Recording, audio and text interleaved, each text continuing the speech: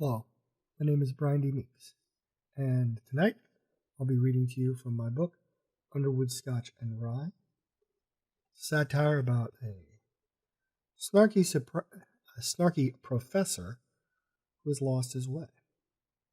So this is chapter 1. Let's begin. Monday, a few minutes after noon, he knocked on the imported mahogany door. The secretary, with her practiced tone of disapproval, had announced his arrival. He walked in and found the president of Beckerston College sharing a cigar with the dean of liberal arts. He looked at the dean and the president, gave a mocking bow, and said, "I was summoned by your excellency."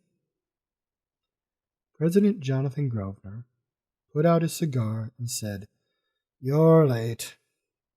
It's only 4 minutes after noon. Our meeting was at 10. I'm unfamiliar with this 10 thing of which you speak.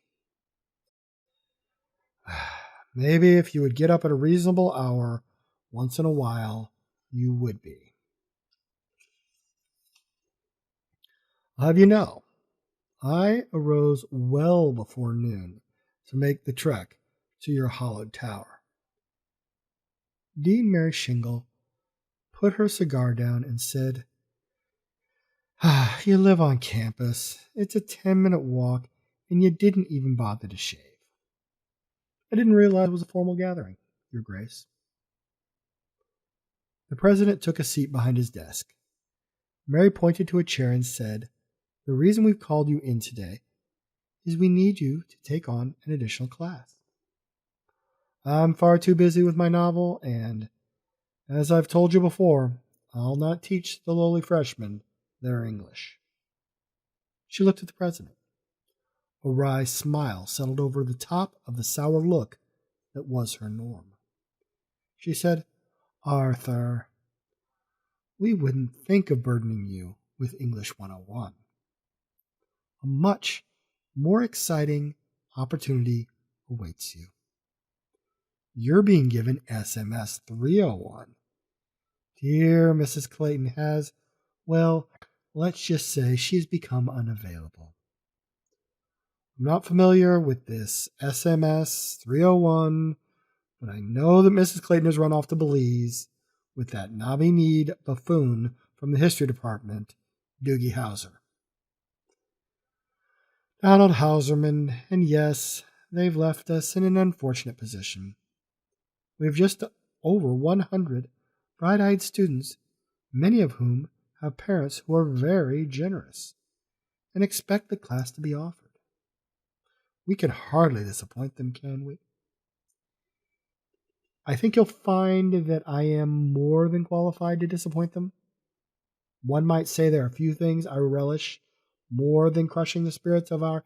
Yes, we are well aware, but this isn't a request." Arthur, perpetually on the cusp of a hollow threat of quitting, said, "I can't possibly be ready to teach a class about... What is SMS 301? President Grosvenor stood and said, "Don't get all worked up, Arthur. It's a new course, cutting edge, really, which was added to the catalog last spring for this fall semester. SMS stands for Social Media Sciences." "What in God's name is the science of social media, and why would you think I could possibly teach this course?" "You're a writer, and content is king, or so I'm told. All 104 slots filled up on the first day of registration." "Content?" President Grosvenor walked around the desk, a signal that the meeting was coming to a close, and said, "Gladys has a syllabus for you.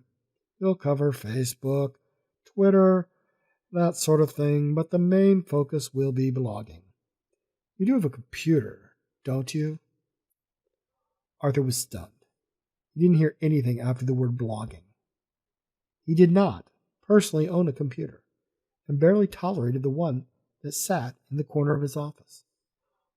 "Arthur, if you have any questions, Mary will be happy to give you any guidance you might need." Mary sneered and said, "It would be my pleasure to help you any way I can. The piss off, you arrogant Luddite, you're on your own was implied." Arthur found his legs and stood. Blogging?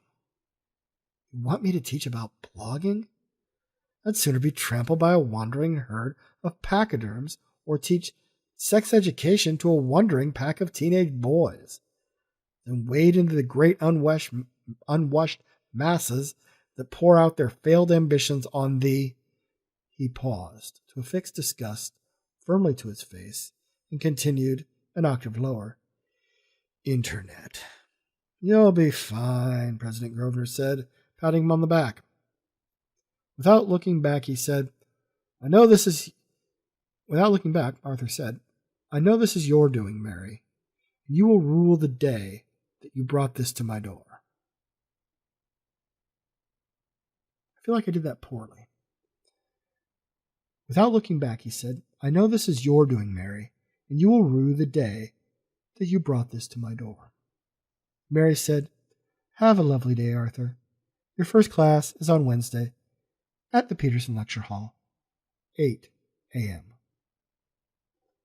That's chapter 1. I wrote this book because, well, two things. One, I like the character. I wanted to write a snarky character, and Arthur is certainly snarky.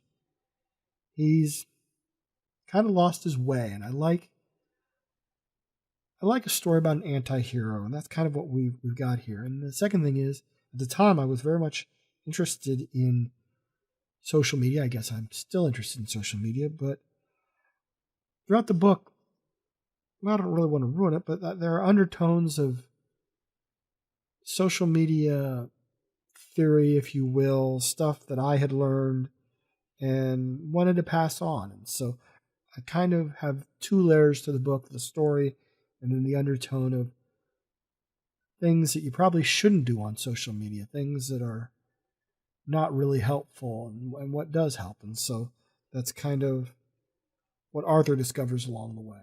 So that was chapter 1. I hope you enjoyed it. Don't be afraid to hit like. Leave a comment. I'll do my best to answer all of them. And thank you much.